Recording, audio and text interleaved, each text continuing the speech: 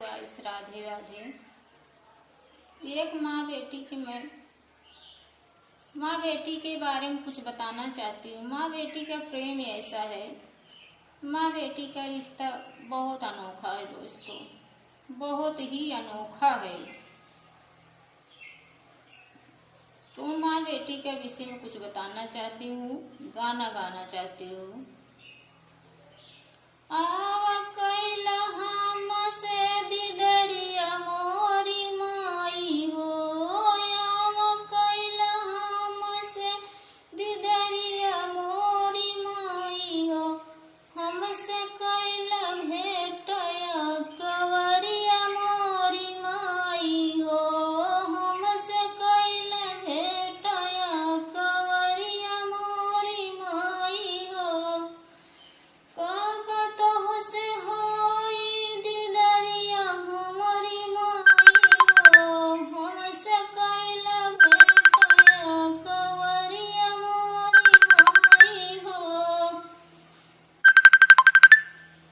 माई जैसा केहू नाही करी दुलार हो, काहे भेजा तारू माई दूसरे के घरवा।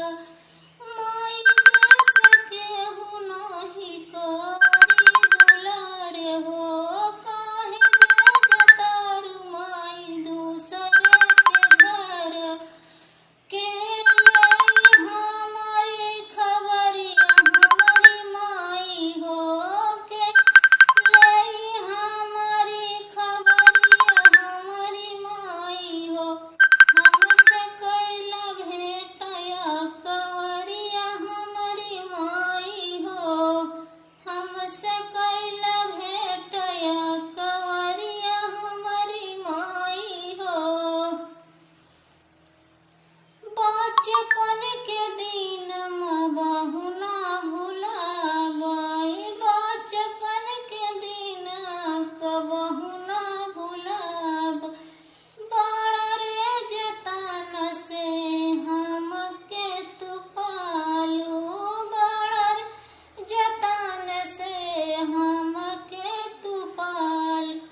अंगूरी पकड़ के डोलाव सिखाऊ मोरी माई हो, अंगूरी पकड़ के डोलाव सिखाऊ मोरी माई हो। आवा कैला हमसे भेटया कवरिया हमारी माई हो, कब होई तोह से दिदरिया हमारी माई हो। आवा ला हमसे भेटया कवरिया हमारी माई हो। तो दोस्तों, माँ बेटी का ऐसा रिश्ता है। माँ बेटी का बहुत अनोखा रिश्ता है दोस्तों, बहुत ही अनोखा है, बहुत अनोखा है।